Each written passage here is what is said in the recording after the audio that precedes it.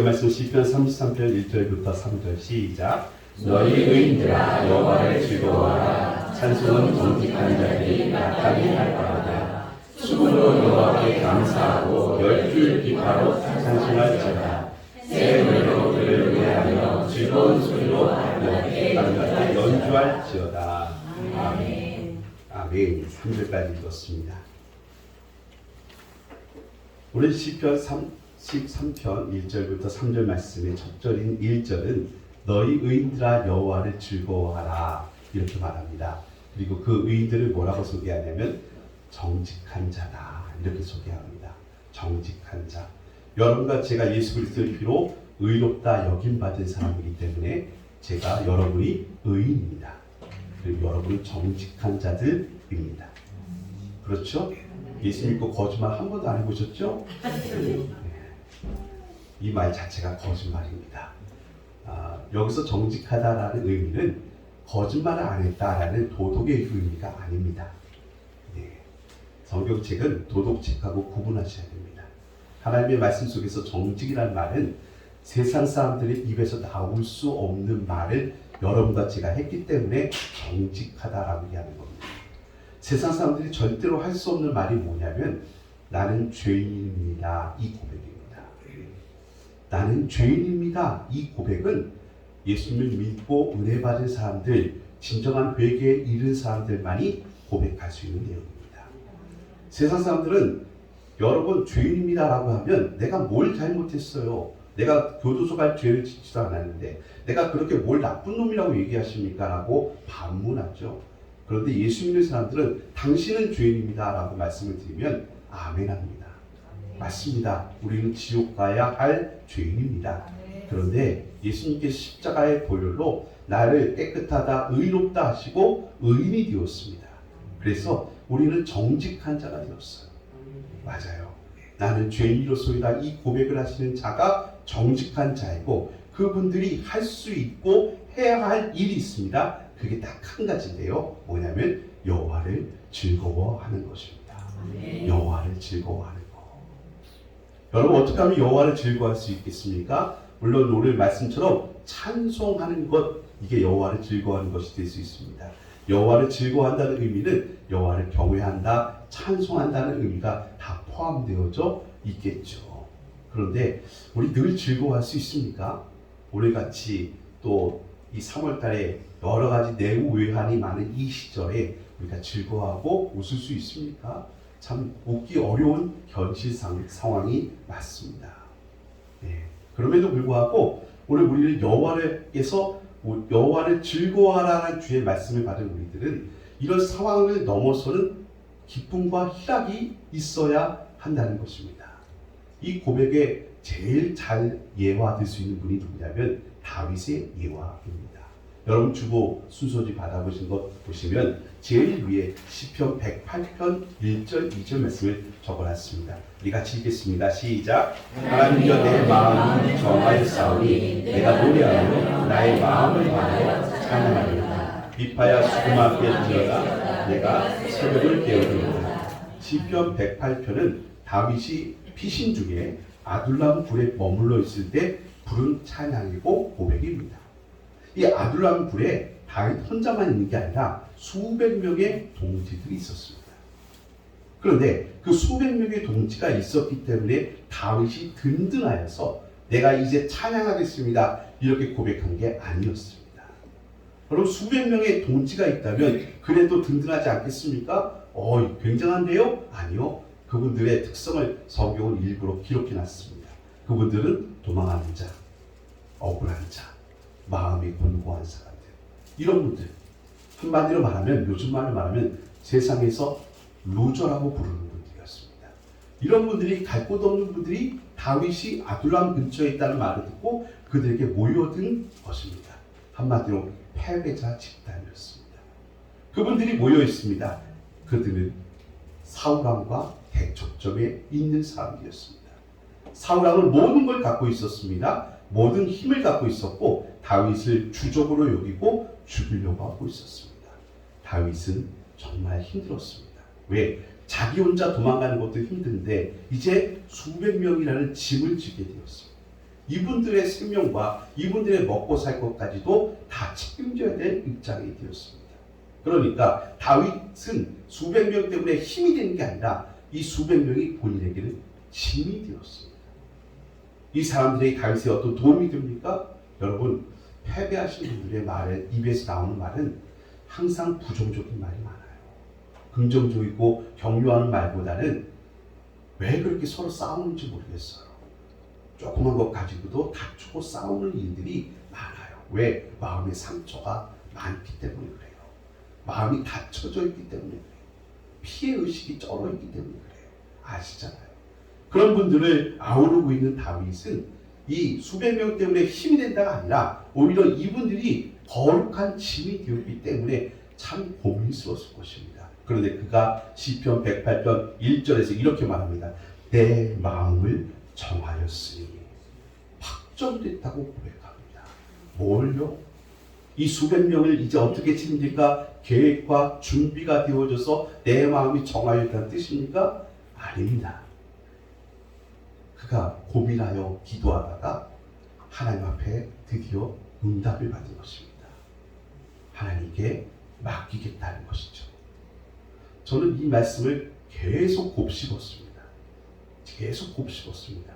내 마음이 정하여졌다. 그리고 제 경험을 살펴보았습니다. 저도 하나님 앞에 응답받은 게 많이 있는데 그 응답은 뭐냐면 당장 뭐가 확 보이는 게 아니었어요. 당장 돈이 막 생기는 것도 아니었어요. 당장 막 부흥이 되는 것도 아니었어요. 그런데 내 마음에 불안감이 사라지고 걱정이 사라지면서 아, 이거 하나님께서 책임져 주실 것 같아. 하나님이 지켜주실 것 같아. 뭐라고 설명을 못 드리겠어요. 과학적으로 얘기하면 증거를 보여줘야 되거든요. 증거를 보여주는데 증거는 아무것도 없어요. 이 눈에 아무 증거 안 보이는 거예요. 그럼에도 불구하고 제 마음속에는 평안이 있어요. 하나님이 책임져 줄 것 같아요. 걱정이 사라졌어요. 영국 BBC 기자가 지금 세계적으로 어렵잖아요. 동남아시아를 취재했는데 여러분 지금 동남아시아 이렇게 뉴스에서 보시면요. 주유소마다 어마어마하게 긴 줄로 차량과 오토바이들이 서 있습니다. 왜냐하면 기름이 없어요. 기름이 없어서 조금씩밖에 배급을 안 해주거든요. 그러니까 긴 줄로 서 있어요. 마트 사재기 엄청납니다. 그분들이 한국에 왔어요. 대한민국도 휴전과 정전 국가잖아요. 그러니까 이곳에도 호르무즈 해협을 통해서 엄청난 그 원유가 들어와야 되는데 다 막혀 있잖아요. 그래서 대한민국 마트에 갔습니다. 대한민국 마트에 딱 가니까 사람들이 벌떼같이 우르르르 몰려오는 거예요. 아, BBC 기자가 이렇게 얘기합니다. 한국도 마찬가지네요. 뭐 대단한 선진국이 된 것처럼 생각했는데 한국도 동남아시아처럼 사재기 하려고 사람들이 막 몰려오신 것 같아요. 한 분 붙잡고 인터뷰를 해볼게요. 한 분을 붙잡았습니다. 그런데 이분이 붙잡는 손을 탁 내치면서 하는 말이 뭐라고 하냐면 아이고 잡지 마요. 타임 세일이 얼마 남지 않았단 말이에요. 웃으셔야 되는데. 이분들은 사재기 하러 간 것이 아니라 마트마다 타임 세일이거든요. 네? 여기는 3시가 타임 세일입니다. 3시가 되기 전에 얼른 가셔야 돼. 그래야지 싸게 살 수 있는 물건들이 있거든요. 대한민국 사람들은요. 세상에 볼 때는 정말 위험한 국가거든요. 그런데 아유 자포자기가 아니에요. 아유 될 대로 되겠지가 아니에요. 대한민국에는 1000만 성도가 계세요. 1000만 성도가 아침에 저녁에 공예배로 모여서 기도해요. 뭐라고요? 하나님이 우리나라를 지켜주십시오. 참 위험한 나라가 우리나라가 맞거든요. 그럼에도 불구하고 우리 마음속에는 평안이 있어요. 절대로 대로가 아니에요. 에이 전쟁 나면 전쟁 나는 거지가 아니에요. 하나님이 우리나라를 지켜주신 거 아닙니까? 내가 밤을 새워가며 벌벌 떨고 피난짐 차린다고 해서 어떻게 되는 게 아니잖아요. 이건 내 힘으로 할 수 있는 게 아니잖아요. 그러면 우리가 할 수 있는 건 뭐예요? 내 마음을 확정하는 일이에요. 하나님, 내가 잠을 안 잔다고 해서 내가 걱정을 한다고 해서 이 문제가 풀어지는 거 아니고 내 힘으로 할 수 있는 것도 아니라면 우리 뭐 해야 됩니까? 온 성도들이 함께 모여서 기도하는 거죠. 하나님 우리나라를 지켜주십시오. 우리나라를 지켜주십시오. 기도하면 마음속에 확정이 정함이 생기면 그 다음부터 뭐예요? 찬송이 나오는 거죠. 저는 찬양은 기도의 열매라고 생각합니다. 그냥 찬양하는 게 아닌 것 같아요. 언제 찬양이 나오십니까? 하나님이 내 마음속에 평강을 주셔야 되는데 그 평강은 기도 외에는 답이 없어요. 믿음으로 기도하는 거죠. 하나님 내 상황이 이렇고 참 긍정보다는 부정한 일들이 훨씬 더 많음에도 불구하고 나는 하나님을 경외합니다. 우리 하나님이 저를 버리실 리가 없고 포기하고 망하게 하실 리가 없습니다. 그 믿음 가지고 기도하는 거예요. 의인들아 여호와를 찬양할지어다. 매 순간순간 하나님을 찬양하는 것은 찬양팀 성가대만 목이 아니라 우리의 일상, 우리의 평일에서도 우리의 삶 속에서도 주어진 자리에서도 하나님을 믿습니다. 지금 현실은 참 어려운 게 맞아요. 아픈 것도 맞고 힘든 것도 맞고 부도 직전에 있는 상황도 맞습니다만 하나님을 경외하니 하나님께서 반드시 시온의 대로로 인도하실 주실 줄 믿습니다. 그 믿음 가지고 나아가시는 거예요. 그런데 잘 안 보이십니까? 기도하세요. 다윗도 무거운 짐을 지고 하나님 앞에 기도합니다. 앞에는 사울의 칼날이 있죠. 자기 등 뒤에는 수백 명의 사람들의 목숨과 안위가 자기 책임이 된 상황이었어요. 그 상황 속에서 밤을 맞이하고 밤새우고 있어요.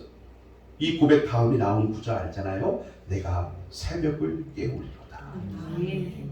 그새 그 밤에 잠을 못 자는 거죠. 지도자의 심정을 전 좀 이해가 될 것 같아요. 그런데 그 불면의 밤에 걱정과 근심으로 잠을 못 잔 게 아니라 하나님 앞에 무릎 꿇어 기도했던 것이죠. 하나님 앞에 기도하다가 하나님이 주신 응답을 받았어요. 당장 상황이 바뀌어서 사울이 칼을 내린 것도 아니에요. 당장 이 사람들이 변화된 것도 아니에요. 여전히 혹독거리는 맞아요. 하지만 그 마음속에는 정함이 생겼어요. 확정함이 생겼어요. 내가 새벽을 깨우리로다. 비파야 수구마 깰지어다. 내가 새벽을 깨우리로다. 찬양하면서 믿음으로 나아가게 된 거예요. 그 길 끝에는 하나님의 축복이 있는 줄 믿습니다. 시편 33편은 누가 지었는지를 알지를 못해요. 앞에 시는 다 다윗의 시고 그 뒤도 다윗의 시로 이어지는데 시편 33편은 다윗의 시가 아니에요. 누가 지었는지를 몰라요. 근데 신학자들이 연구를 해보니까 이 시는 유다왕 히스기야 왕 때 지어진 시라는 거예요. 유다왕 히스기야 왕 때 어떤 일이 있었냐면 그 당시 최강 국가가 아수르라는 우리가 아는 아시리아라는 나라죠. 아수르라는 나라가 있었어요. 근데 그 아수르 왕 사네립이 큰 군대를 일으켜서 남유다를 향해 공격하고 있습니다. 그냥 오는 게 아니죠. 알렉산더처럼 가는 길마다 다 항복을 얻어내고 유다까지 온 겁니다. 그런데 이 유다가 히스기야 왕이 항복을 하지 않는 거예요. 우리 지금 여기 얘기해볼게요. 한양을 향해 진격하는 왜군들 같이 물밀듯이 쳐들어와서 한양에 바로 외곽 도시인 수원성이 함락될 직전이에요. 그럼에도 불구하고 이 히스기야 왕이 항복을 하지 않으니까 랍사게라는 유명한 협상가를 보냅니다. 이 사람이 참 유능한 사람이면서 간교한 사람이에요. 그러니까 채찍과 막 당근을 잘 이용할 줄 아는 사람이었어요. 이 사람은 유다말도 할 줄 알아요. 그래서 그 사람을 앞세워서 예루살렘 성 앞에서 큰 소리로 외친 겁니다. 유다말로. 그 말이 오늘 제목이에요. 이렇게 말합니다. 내가 믿는 바, 그 믿는 것이 무엇이냐? 아니 도대체 무슨 배짱으로 항복 안 하냐? 이 말입니다. 내가 믿는 바, 그 믿는 것이 무엇이냐? 히스기야 왕을 믿느냐? 천만에 우리 사내립 왕과 이 대군을 막을 수 있는 힘이 히스기야에게 없다. 그러면 너희가 믿는 여호와 하나님을 믿는 것이냐? 천만에 그 여호와 하나님은 변방 이스라엘의 작은 신에 불과할 것이다. 결단코 너희를 구원해낼 수 없다라고 이 사내립이 이 랍사게가 큰 소리로 유다말로 외쳤습니다. 얼마나 다급했으면 이 신하들이 유다 나라 신하들이 우리가 아람말을 아오니, 이 아람말은 영어 같은 그 당시 공용어였어요. 아람말을 아오니 유다말로 좀 하지 마세요. 유다말로 하면 저 뒤에 있는 백성들이 듣고 동요할까봐, 그러니 제발 좀 아람말로 해주세요. 이렇게 얘기까지 했어. 이 얘기를 들은 히스기야 왕이 옷을 찢으며 하나님 앞에 기도하기 시작합니다. 근데 그때 하나님의 응답이 임하였어.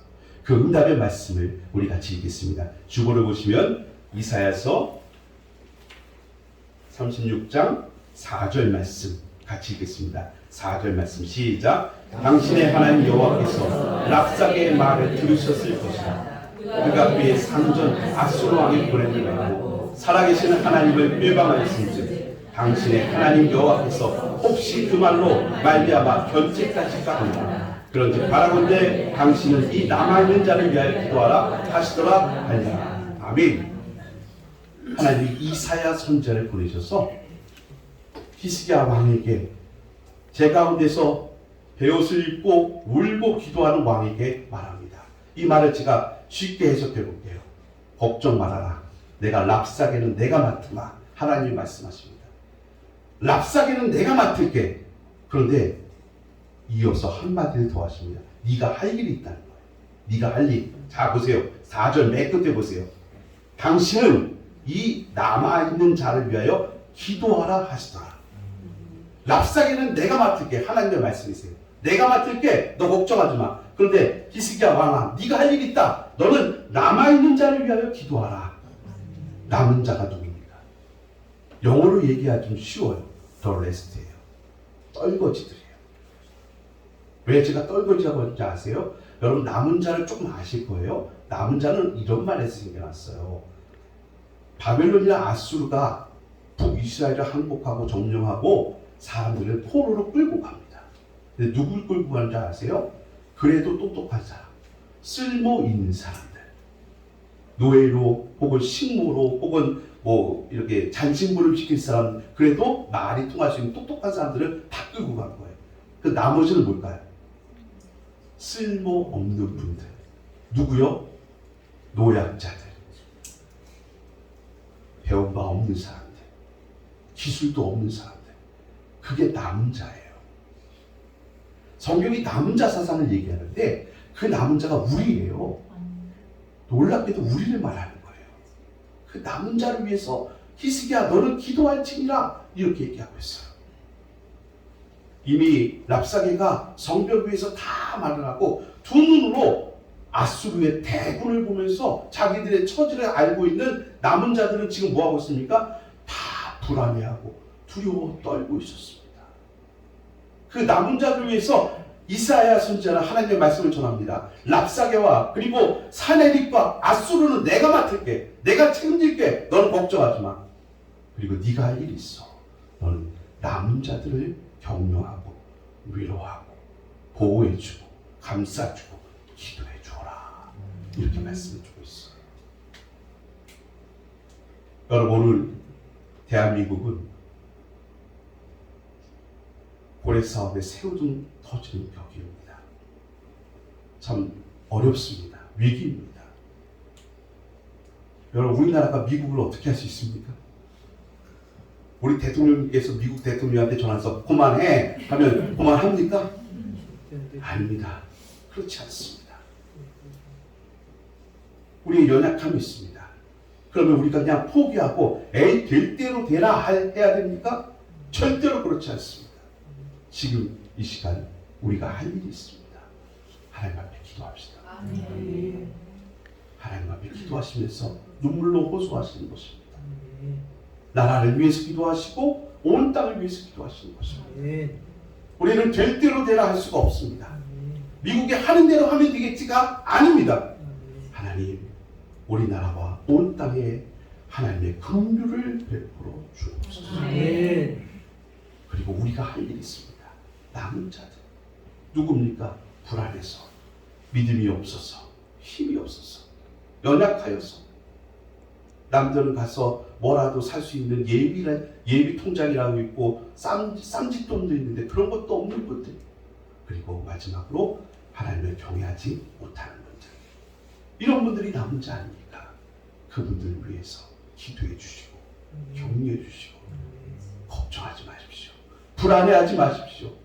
제가 하나님 앞에 기도했더니 하나님께서 우리나라도 지켜주시고 온 땅에 진정한 화목과 평화를 주시자 말씀하십니다.